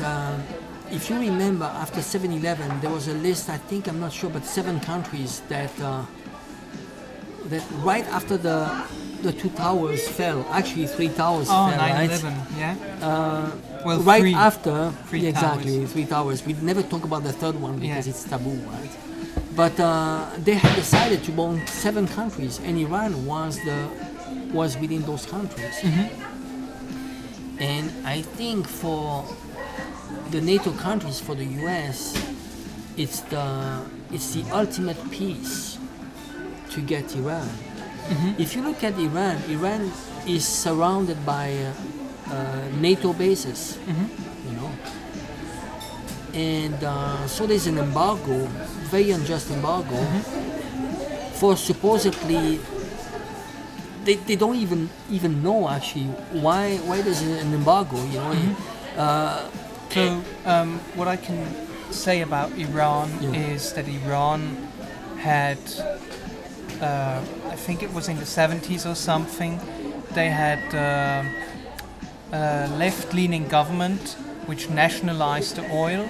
Yes, and yes, the yes. British didn't like this, so they created a coup and then brought in a kind of dictator, a monarch called the Shah of Iran, and he brought neoliberalism to Iran, and later there was the Iranian Revolution. Exactly. So that's the background of Iran. And Which- they probably renationalized And oil. they renationalized oil. Ah. Exactly. So, and it was a huge humiliation for the US. Well, that's strange.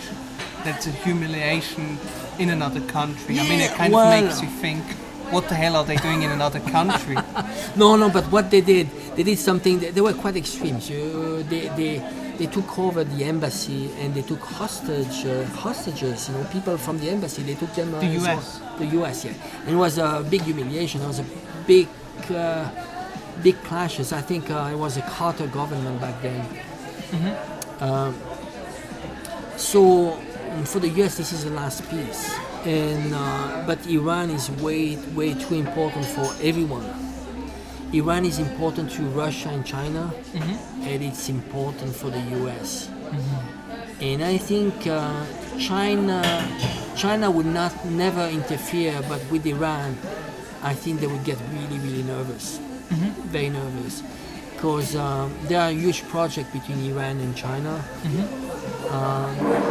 They have agreements of infrastructure investment of over $400 billion within a time span of 25 years. Yeah.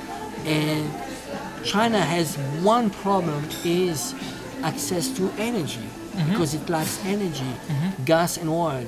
It's getting the gas from Russia and it's getting the oil from Iran, from Saudi Arabia, but they really need Iran on the long term. And the US, they know that. So the US, they have their hands on Saudi Arabia oil, because Saudi Arabia is a US puppet, but they don't have their hands on Iran. And they might lose their hands on the Iraqi oil. So they're getting very nervous. So it's a very sensitive piece. And I think if Iran was touched, I think at least Russia would meddle into this, because it's way too important. Yeah. So let's move now back to where we are, here in Switzerland. And what do you think about the current left and right in Switzerland? Like the SVP, the USO, the SP, the Greens, the climate strike movement. Yeah, I think it's. I'm not an expert. I think what is happening in Switzerland might not be very different than what is happening all around Europe in general. Is that the left has been distorted and it's been taken over by the elites, and we've switched from class struggle to more identity politics, and I think this is a shame. It's a big distraction from more important issues. But relatively, I think Switzerland is a good system. And I think it's good that we have also direct democracy, referendum rights, and the elites. There's a good compromises. We do know that we have elites. There is a system of oligarchy in Switzerland. For instance? The banks. The banks, yeah. the banks. We are slaves of the banks. The banks, we if they ask us to do a bailout of UBS, we will do it right away, right? They ask us to do a bailout of Swissair, we just everybody pays. Banks have huge power in Switzerland, but there's a compromise, and I think the banks, they know where's the limit. So it's important just to at least to let people feel that they have the last word. But in general, if you look around, France, Italy, and so on, comparatively, Switzerland would be an ideal system. It's a very good system. It's hard to criticize, really. And taking into account that we have also so many different cultures, we have 4 languages. It's a very complex country, and the standard of living are pretty good. But that is from someone that is coming from outside. Yeah. So relatively, it's a good system. But what do you think about, for instance, climate change movements doing at the moment? Well, I think the climate change movement is a good way for the elites to take away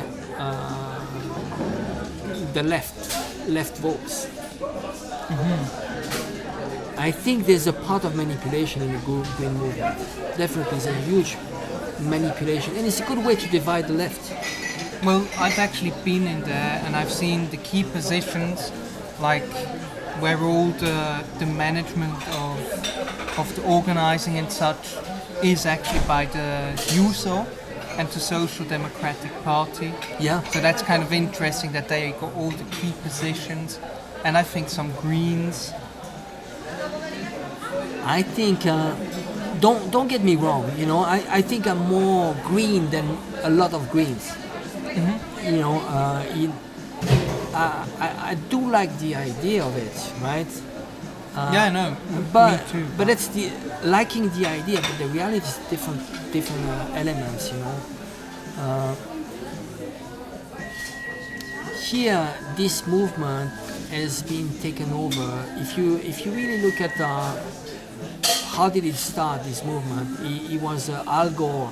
Al Gore was one of the first person. Yep. And if you see who was behind him, was all like billionaire people.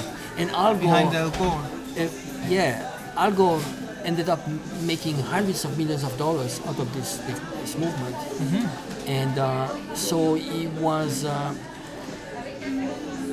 a few oligarchs and very rich people that were behind this. The Koch brothers. The Koch brothers are the ones that are Koch. Yeah, they're extremely rich family in the U.S., one of the richest one. And they were like behind the new lobbies for solar panels and so on. So they wanted us, the world to panic. And of course, there's the science. So you don't think the situation is actually serious? I'm skeptical. I'm not criticizing you now. I'm just generally asking. I think it's very healthy to ask questions. Asking questions is very healthy. I get skeptical, when they start forbidding people to ask questions. Even you need to. There's also one thing which is really important. Even people, professors, universities, and so on, you need to check who's the money behind this. They don't have total freedom, and there's an agenda. Those people that they promoted this big fear of climate change. They were a huge entrepreneur, and we need to question their motives. And they finance universities, professors, and so on. A lot of professors, they will not get a grant if they were skeptical or even questioning climate changes. So I think it's Oh, important. you mean they are secretly being financed, or more, if I don't believe in climate change and I want to become a professor and I'm doing Exactly. knowledge about climate change activism, then I'm not going to get the degree. Yeah. Or Uh-huh. I'm not going to have a position or grants, just a grant, Yeah. Because of that, I think sometimes it's getting unhealthy, and we need to be skeptical and always question. It's the same as people that question 9/11. If you were questioning 9/11, they put you in a box. You are anti-Semite, you are revisionist, and so on and so on. And that is dangerous. So when it gets radical and it goes against the mainstream, and you are demonized, then you need to ask yourself questions. You need to ask questions. And there's lots of things which are very healthy. Questioning history and questioning news and so on. Once we silence people, we need to start to be skeptical. Well, for me, the only indicator which showed me that climate change was doing something is there's some glacier in Switzerland where you can see how it went like 5 meters back, something like that. But when you look at trends, there are short-term trends, 30 years, and you have 1,000 years, and you have 10,000 years. There's many ways. But I don't even, I do believe in climate change. I do. But when it's recuperated, and when it's for people that are not actually going for the cause, and they're not, because climate change, there's many ways that you can have really quick impact. We talked about this just before. Transferring from the car to railway, that's a huge impact. Society, the air. I'm just going to throw in the next question, which is, which system would offer the best conditions to avert climate change catastrophe, and why? You mean Because political one? Yeah, because that is already part of the current thing you're speaking about. You see, the problem we have in all democracy is that it's always short planning, right? Politicians. You mean by the government planning? Or? Yeah, but by definition, so politicians have a short view. Politicians have 4 years, and they work hard whenever they are in 4 years. The first 2-3 years they might work on what they should be working on, and then the last 1-2 years they're working on being re-elected, right? Yeah. And they keep on changing. Climate change is a long-term plan, and it should not be about. It should be a nation plan. It's about. It's so important. That should be something that it's a 50-year plan, and we stick to it, no matter who's at the head. Yeah. Right. So, of course, a political system which does planning, long-term planning, is much better. China. So that would be some kind of, maybe not a fully planned economy, but maybe half. Yeah, like China. You see Chinese, they say in the US you plan for the next election. In China you plan for the next generation. That's next a great generation. sentence. Yeah. Right? There's lots of good saying from China. You see, the US has ambition for itself. China has ambitions for the world. China, by what it's doing, and in terms of climate change, it's showing the world how it could be, but it's not forcing upon the world on what it should be. But it's showing by setting an example. So when you look at the rail speed train system, in China is just something mind-blowing, mind-blowing. It's a huge revolution. You mean the bullet train? The bullet train. I mean, we're talking about it's a huge system, and not only it's good for the environment, but also it's a huge project for poverty alleviation. You are linking the countryside, very remote and very poor places, to the big cities, and it's a very good system to work against poverty alleviation. So I could transport maybe apples in the bullet train and sell them, and then go back home and get some more in a few minutes. Well, not necessarily goods. Of course, goods is one part. I would say that just mobility of people, and not having just the fact that you make it affordable, just to go where the jobs are, or. Oh, you mean tourism? No, just going back and forth, commutation. There's short commutation and long commutation. Long commutation is for migrants, but short commutation, basically people, they used to have like 5 hours away from the cities. How to go to work? No, well, they had to just go live in the city. Yeah. They had to leave the countryside.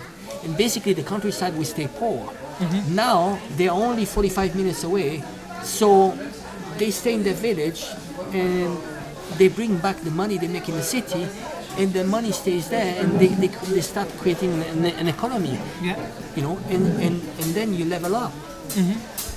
That's one example.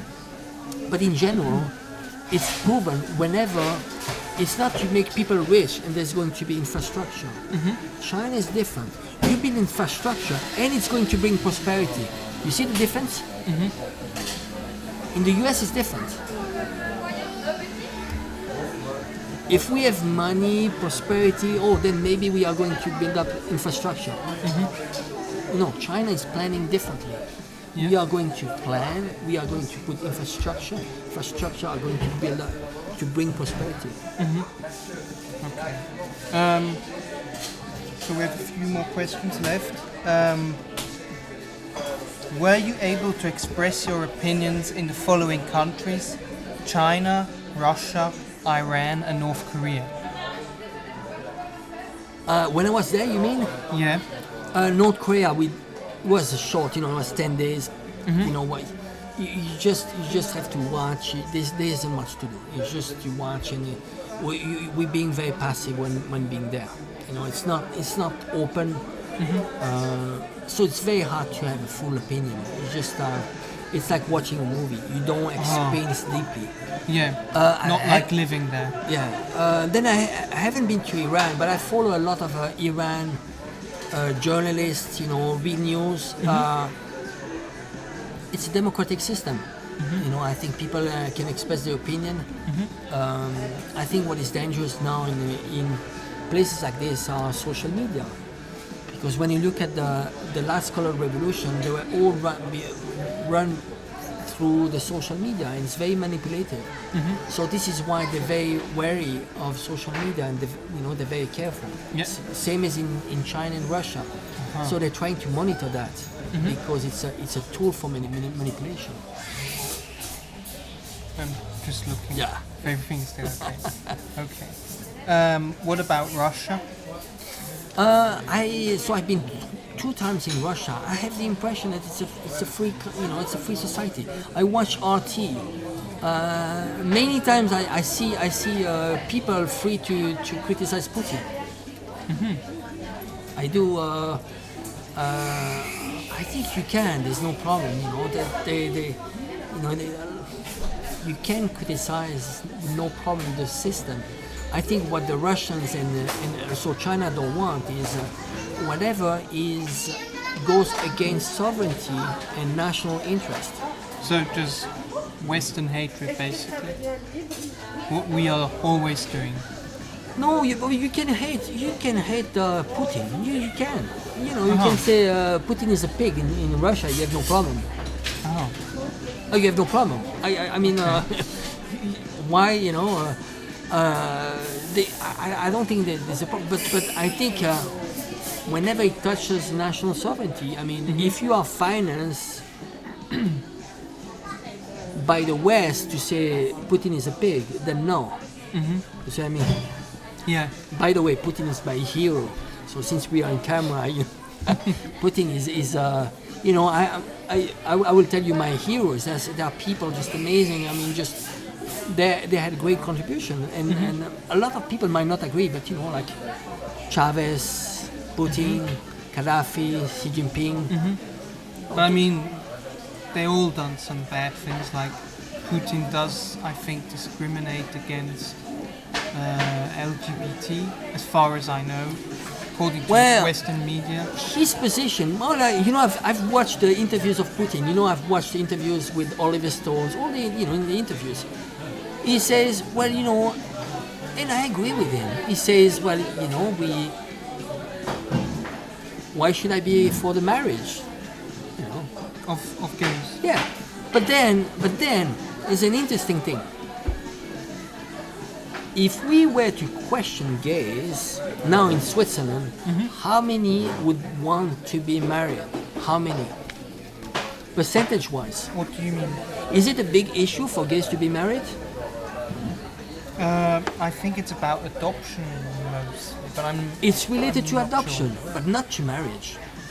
You mean like marriage in the church And or then- marriage by the state? Yeah, but then adoption, it's another thing, is that I think it's, you know, there's a model of family, kids, mother, father.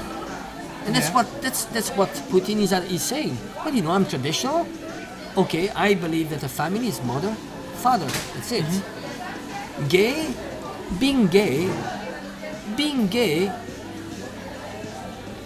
it's a sexual choice, but sex, it's either reproductive, men and women, or it's a hobby, it's a pleasure, right? Well, I don't know if homosexuality is a choice, if you're saying that. No, but if you are homosexual, you're not for reproduction, right? Yeah. So it's a hobby, you're having sex for pleasure, right? Right. Yeah, that makes sense. You see what I mean? So, is that important For them? for society? Uh-huh. I mean, for me, I don't care. You want to be gay? Yeah, you know, so what? I mean, it doesn't matter, it's a hobby, right? You just, you know, the only thing, I mean, for me, I'm against pedophilia, right? You should never touch a kid, and this is a scandal. Yeah. You know, and you shouldn't have sex with animals, right? Yeah. That's it. And I even think the laws on that are far too loose at the moment. Yeah, but then you know what? A man having sex with a man, that's your hobby, that's your business. Yeah. And Putin doesn't care. In China, they don't care either. We don't care. You mean because it's not essential for the survival of the country? It's a pleasure, it's a hobby. Yeah. It's a hobby, right? Yeah. So, why argue so much for hobby? Because for me, it's the same as, do you like doing fishing, or do you like to be fucked by on your ass, right? It's just at the end of the, you know, if you want to be rough, that's the same. Yeah. I don't really care, right? So, being against LGBT, I mean, is he, you know, he believes in normal families, and then if you ask gays, in terms of marriage, gays don't care. They don't care. You mean in And Russia? actually, heterosexual, they don't actually care much. Do you mean in Russia or? All around the world. Uh-huh. I have lots of gay friends. They actually, you know, it's very interesting. The radicals that are for gay marriage, or the radicals feminists, they very often are against the cause of women or against the cause of gays. Because regular gays are not necessarily for marriage. An average. I'm sure we take 10 gays, most of them they say, you know, it's not really an important issue for me, right? The same as feminists. A lot of feminists which are very radical, you know, like the femen, you know, those women, they take off their shirts, you know, like in Russia. Yeah, short hair. Yeah. Those Pink ones, hair. you know, you see lots of feminists, lots of women, they look at that and say, you know, she doesn't represent me. 90% of them. So you see how some radicals, they are going against their own group. You know, feminists, they're going against women. Yeah, in some cases. A lot of them. You know, a lot of women, they say, you know what, I want a man to be a man and a woman be a woman. You know, it's just, and then this equality, there's a physical inequality which is there. You cannot deny it. You can fight against wage discrepancy. Okay, yes. But you know, I like to believe that a man is a man, a woman is a woman, and a family is a man and a woman having one child. And that is only what Putin is saying, going back to Putin. And I agree with him, you know. What is funny is that by wanting, and this is the left, what I call the Latte Liberal, by wanting to be too progressive, we are destroying things that don't make sense. You know? We want to be progressive, okay, you know, how much you want to spread that? How far you want to go? Okay, you want to be progressive, okay, you have tattoos. Okay, then you want to be progressive, what are you going to do? I mean, you know, just, and it's fine, you know, but as long as it doesn't affect the rest, right? And we are entering a society where the minorities are taking too much space compared to the rest. Because those are very minor problems. LGBT stuff, it's a minor problem, and it's not actually a problem in itself. You know, sometimes I think, and also sometimes racism. You know, I'm against racism. I'm the first one to stand up against racism. But sometimes the anti-racist can become the one racist in reality. Because you're anti-racist, you're pointing out problems which in reality, for most of the people, they don't see that as a problem. Or because they don't see there is a racist. You see what I mean? They keep on pointing out, oh, black, white, black, white, black, white. And you know what? The last 30 years, it's not once when I see a black person, it's not, I don't see a black person, I see a person. They highlight things that don't necessarily exist. Of course, we need to fight racism, but sometimes, you know, the same as Antifa becomes the real fascist. You see what I mean? Antifa, they say, oh, we need to fight fascism and so on, and then their behavior are going to oppress. It's what the SS did, basically. They represent the fascists, the one that they are supposed to fight. Because they limit other people's freedom of expression. Well, I don't necessarily think we have to give to fascists like a stage and everything. Like we know how that ends. Well, but again, you know, the problem is that fascist is a too easy word, and most of people don't even know. Well, we know what we are talking about when we talk about a fascist. Yeah, but the real root, you know, fascism in reality. If you look at Mussolini and Italian fascists, which were taken out of context. Yeah, exactly. At the beginning, actually, the fascist movement in Italy was a socialist movement, which most of people don't know. And the same as the Nazi. I mean, you know, I'm not that I'm pro-Nazi, but the Nazi had a part which was a socialist part of it. You know, but with the whole racist side. But the fascist movement was not necessarily racist in Italy. Not necessarily. It was taking inspiration from some from the Nazi, you know. But there's some inconvenient truths, you know, which are actually inconvenient also for myself, you know, because you know, because the years of fascism in Italy, it did bring back good stuff actually. It did, you know, it's reality. And Mussolini was a socialist. He was a socialist, strong socialist. You mean at the beginning? Yeah, what? He was demonized, you know. You know how it is. I mean, if whoever wins writes history, right? So I think we need to put into perspective, you know, just and to question everything. So fascist, you know, most of people they don't know that, but the fascist part of it came from socialism. The initiators were socialists. So the next question is, because we're nearly done with the general questions, is there anything we European countries can learn or adopt from the political systems of these countries, or they from us? Well, first of all, I think it's really important that we need to challenge just Europe, EU. If you talk about EU, I think EU is a big problem. No, well, I think this is more related to, is there anything we European countries can adopt from the political systems of these countries relating to China, Russia? I would take China. Russia is a bit different, but China, I would say And Iran.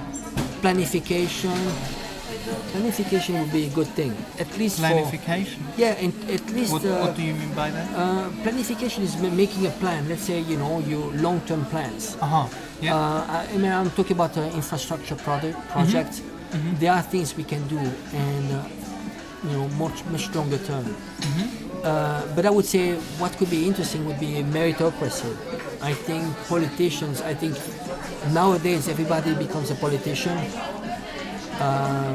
I'm not talking about the grassroots level. When it's grassroots level, city level, I think every citizen should be able just to access those positions.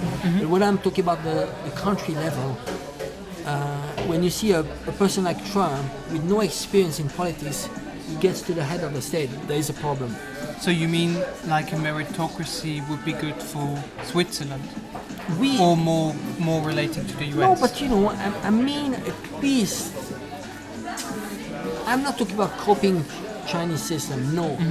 But I'm saying, well, if there's a pre-screening at the beginning already, whoever enters into politics at a certain level, preconditions, right? You need preconditions. Yeah, you mean like if it's a job in, for instance, environment protection, that he has some certificate on. Yeah. You mean something like that? Well, I give you an example. I'm in Belarus, the one head of the opposition. She has absolutely no experience. She's just nothing. Just she's empty, completely empty. You could never ever put this person at the head of the state. And if she's at the head of the state, she's be only a puppet, obeying the people that are controlling her. Where? What is it? What country? Belarus. Oh, okay. That's an because example. I don't know about her. Yeah. So I think there might be some good things we could get inspiration, not even copy, but meritocracy. Meritocracy meaning, well, you know what? At least some kind of selection for people that get into politics. It could be anything. Test, it could be anything. And then meritocracy meaning that you need to have achieved, you need to have delivered, you need to have a proven track. Oh, you mean working yourself up? Working yourself up. Not like have a certificate at a university and you say, well, I got this. Exactly. So Trump, you billionaire, while you go to the top, right? Yeah, I think that's Berlusconi had never done any politics. He starts a party and because he's the richest man in Italy and becomes the president. No, I think. Yeah. But I think at the end of the day, every country needs to find its own system, with its own, related to its own characteristic and its own culture and history. But we can always get some inspiration. And actually, China is doing well because he was doing some trial and error. But at the same time, he did study every single system around the world, and he took some inspiration. Whatever is good, I pick it up from here, I pick it up from there, and so on. So we, as Switzerland, could do that as well. Absolutely, and I think, depending on which democracy, which political system, some of them become very extremely rigid. And I think America has a hell of a lot of learning from other systems. Yeah, it's there's a philosopher, Chinese philosopher. He used to say, well, you see in China, the government stays always the same, but we keep on changing the policies. In the US, government keeps on changing, but the policy stays the same. You see the difference? In reality, some systems that appear to, they look very rigid, absolutely not rigid at all. You know, the CPC system, it's always challenging itself, and it needs to deliver. There's a system of KPIs, which is key performance indicators. So you have objective, and it's either you reach your objective or you don't. Yeah. But here, do you have objectives? When you are elected, you make all the promises you want. If you don't keep your promise, it's fine. I was elected. I can go to war. I was elected. I can beat up my population. I was elected. You elected me, right? Yeah, well, I think if something like that happens, the person should be unelected. Like, for instance, I think Trump said he was going to build a wall. He was going to lock up Hillary. He was going to more or less drain the swamp. Yeah. And Hillary is still around. You see the difference with the West. You can promise whatever you want, but you're not going to deliver. You don't care because you're elected, right? Yeah. In China, you have much more pressure. You say you are going to do this, and you better deliver. You know why? Because if you don't deliver, people are going into the streets, and they are going to ask for reforms and so on. So this is why in China you have constantly surveys. They are anticipating social unrest to say, okay, what the people, average Chinese, are asking. Women, let's say, I don't know, what are the problems in society? What is it? Oh, education. The commuting of kids. They need to commute too much, 1.5 hours, 3 hours a day. They do a survey, okay? And then the government say, oh, there's a problem. Let's build 2-3 more schools. And this the state planning stuff. Exactly. So that's the planned economy part. Yeah, there's a long term, but there's also a lot of, there's a strategy and there's tactics. Strategy is a long term, but there's also trial and error. Sometimes they keep on changing, fine tuning all along. Yeah. Because what was applicable to yesterday is not applicable today. I give you an example. It's very interesting. You see sometimes, there's a new initiative in China. It's not a law, it's an initiative to say, clean up your plates. Oh yeah, I saw that. Just to save waste. Think about waste, but also even ecology, CO2. You eat more, you waste more, it's going to create, CO2, there's an impact. And I think they even pack it up.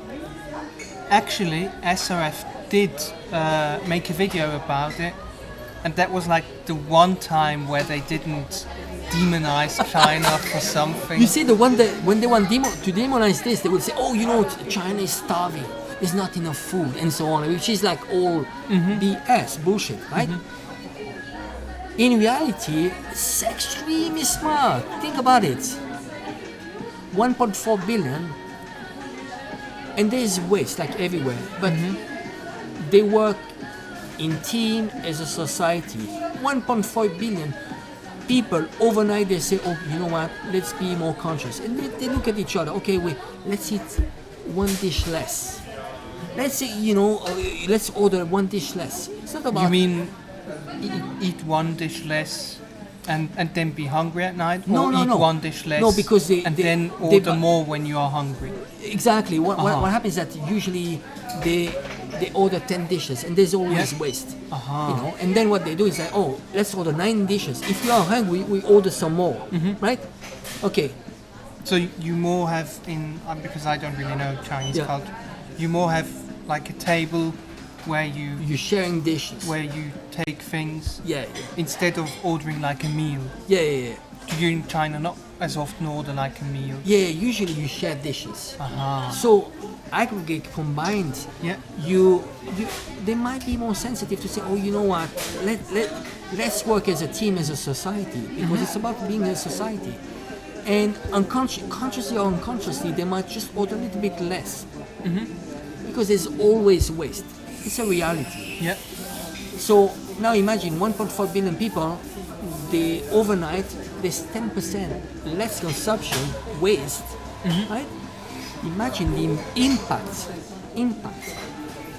It's just huge. Yeah. And also, and those actions, they have such an impact just overnight.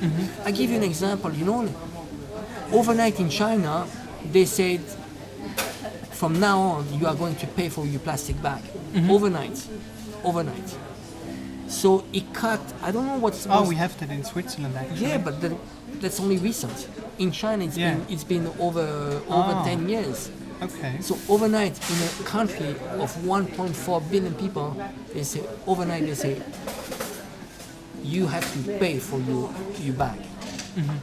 What happened? 30% less usage of bags, plastic bags. Imagine on the population of 1.4 billion people. And this massive. Is the and difference. It's like 50 weapons. And it's constantly those actions. They keep on having those actions more and more. Being more. Also mindfulness. You talked about social credit. Social credit is about being mindful of the rest of the people. And slowly society is changing. Yeah. I give you another example. 20 years ago, as a practice, which I don't like, but people were spitting. It was a problem. On the floor? Or what? Spitting on the floor and so on. In buildings or outside? Pretty much everywhere, but pretty much more outside. But it's not nice. It's not nice. But it's a process. They have educated the people to say, well, you know what, it's not healthy. And actually, when there was SARS back then, they started saying, well, stop spitting because it's not very civilized. Okay. But you see, if you want to be objective about China, you need to see it's not a snapshot. If you have a snapshot and you're watching China with your Western eyes, you won't be objective. Now, you need to learn about history, where China was, let's say 30 years ago, where it is now, and you need to start imagining where it's going. When you start doing this exercise, past, present, and future, then you'll be more objective. Right? Now, when you do exactly the same results in terms of movement. And ask people there. No, you do that for the US. Where the China-US was before, where it is now, where it's going. Are you more positive or negative? China is a trend of positive improvement. US not. On the contrary, if you talk about class struggle, income inequalities, in the 70s, people used to work to live much better than they live now. In the 70s, they used to have in a family, only the man was working, the woman didn't need to work, and they could afford a house and a car. Not now anymore. They need to work like slaves.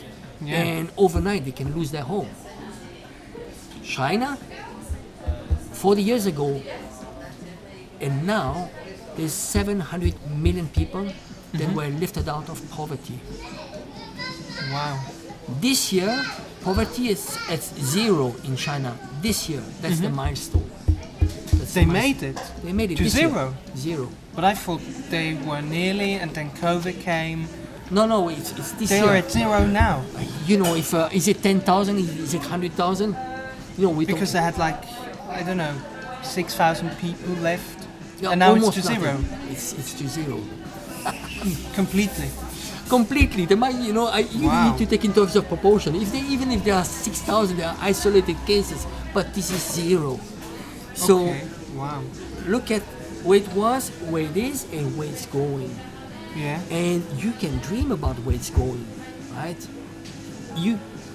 When you look at the US, where it was, where it is, it's already very worrying where it is now. Very worrying. Where it was, after the war, it was the country of dreams. It was of ideals. Where it is now. But we're speaking about rural poverty, right? What is it? Rural poverty. No. Complete poverty. In China, but the poverty was rural. It was not. It was less in the cities. Yeah. Oh, But it's a okay. complete alleviation, complete, rural and cities. Completed. Yeah, complete. So now there's no poverty. Okay. But you know, this we're talking about the international standards of poverty. You know, Yeah. there's a standard, and it's I don't know how many dollars per day of income. So you see, you are comparing China and the U.S. You can be only much more positive about China, and only much more negative about the U.S. But I Yeah. don't want to bash the U.S. Okay? Yeah. But it's really, when you talk about facts, it's very easy to compare. And at the end, it's always facts. You need to have facts. Yeah. Same as how violent is the U.S., how violent in China. Now, facts. 50 years from the Second World War, how many times China has invaded a country? How many times? How many times it has attacked the country?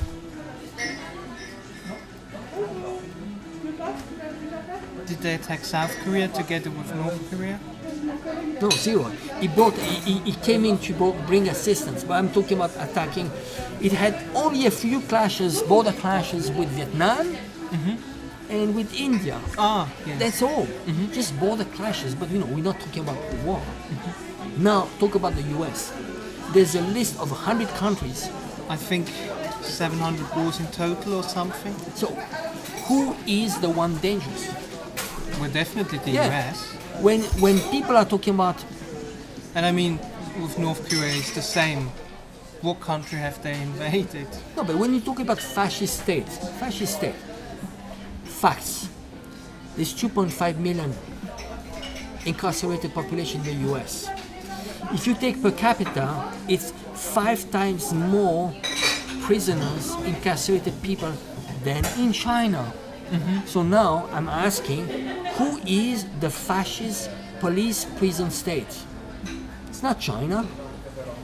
Well, I wouldn't say America is fascist, but I would say there are police states. Yeah, we have all but at least a police prison state. It's a Yeah. police prison state. Yeah. And especially, I mean, if people know, it's especially the fault of Biden and Obama administration, And Kamala Harris. and especially Kamala Harris. So this is what you expect. Those are Yeah. extremely evil. So you see, I mean, I'm about talking about facts, and very often people don't get the facts right. When you Yeah. talk about Xinjiang, the study of Adrian Zenz, who's a very racist, anti-communist guy, the only report done that was presented at the UN is from an interview of 8 people. And they were like Huigo from Xinjiang, and he extrapolated those interviews of 8 people and made up some figures of 1 million people in the prison and so on. This is this Adrian... Zenz. That's him? Yeah. He made that? Yeah. Okay, And that's Adrian interesting. Zenz is, we all know, is financed by NED. NED, which is a branch of the CIA, Yeah. right? It's Yeah. nothing different. Now it's National Endowment for Democracy. Yeah. And you need to know who is behind it. Is ASPI. It's an entity which is financed by all the conglomerates, army conglomerate in the U.S. I mean, those guys, they want war. What can you do? But we giving a stage to those guys. So we're gonna do the main bit now finished, which is, as you appear, because it says here, are you planning on coming home? You are here now. Are you planning to live again in Switzerland, or are you staying in China? Maybe I and don't know. try to keep it short. Maybe just for family reason, for my son's education. Maybe come back to Switzerland. Maybe. I still think that family life is better in Switzerland. But then I could be living in China. Yes. Oh, so you live rest- with your family in Switzerland, in, or you in Hong Kong. split up? No, or- right now in Switzerland on my own. But normally we live together in Hong Kong. Oh, okay. So, thank you very much, Mr. Giuliano, for answering all the questions. I will now end the recording.